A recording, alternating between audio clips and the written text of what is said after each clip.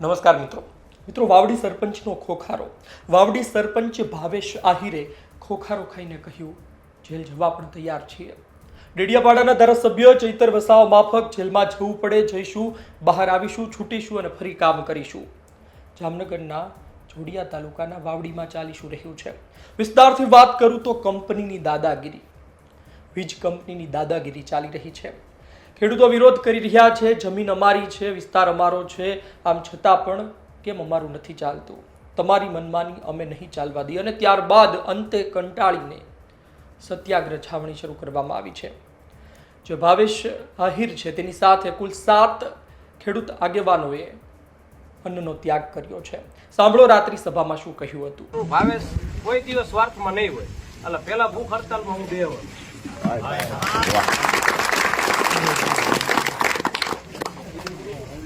કામ હાટું જે કરવા તૈયાર થાવું, તો કદાચ જેલ પડે ને તો હું ભોગવવા તૈયાર છું. આજ તો મને ખૂબ ધમકાવ્યો છે, મીઠી ભાષામાં ધમકાવ્યો છે કે અમે આવું કરશું, તેવું કરશું. આપણે એથી સહન કરીને નીકળી ગયા છીએ. કીધું છે તમને જે મજા આવે ને તમે કરવા તૈયાર થઈ જાય, અમે રેડી છીએ. જેતર વસાવા છૂટી જતો હોય તો ભાવેશે કાલ છૂટી જશે. મારી વાય અમારું ગામ છે, મને તમારું બળ છે. માટે જ આપણે લડાઈ આપવાની છે. આપણે નહીં કરીએ તો કાંઈ નથી. સરકારી ખરાબ હોય તો ભલે, ગૌચર હોય તો ભલે, માલિકી હોય તો ભલે, આમાં આવી ગામ આખા હોય જો તાનાશાહી કરી જતા હોય તો વાડીએ બાપ દીકરો બે છે, બોલેરો લઈને જ આવશે, ખભે નાખીને લઈ જાય. આપણે આજનો માહોલ જોતા તમને ખબર પડી જવી જોઈએ કે ગામ આખાને જો પોલીસ લઈ જતી હોય તો 2 જણા લઈ જવા મને કઈ વાંધો નથી.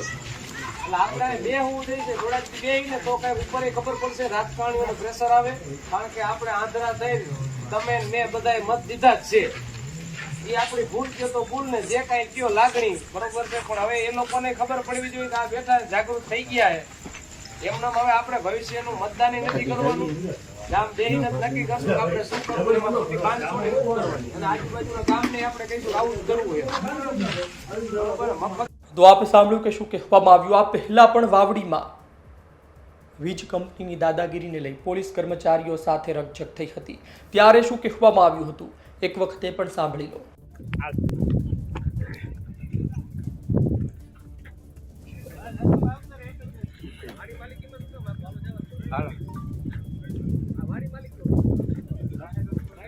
ના પ્રાઇવેટ તમે આવ્યા, તમે બતાવો. કલેક્ટરની નોટિસ દેખાડો. તમારે બતાવો. અમારો માલિકીનો રસ્તો વાડી જેટલી રહે ને અમારો માલિક. શું માલિક? અરે વાડીનો રસ્તો કેમ આપણે તો જાહેર જ રસ્તો. અરે તમે મને બતાવો ને. તમે બતાવો.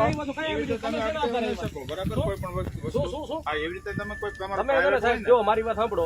વ્યવસ્થિત જ રહેજો. હા તમે વ્યવસ્થિત રહેજો. ઓલી કાઈ નહીં હાલે. તમે વ્યવસ્થિત રહેજો. હા ભાઈ હાલ તું હિટાચી લે. હાલો ભાઈ લઈ લે. આ તમતા મારે હો. એવું વિચાર ભાઈ. હા ભાઈ બાજવાન નથી. બાજવાન નહીં. હા ભાઈ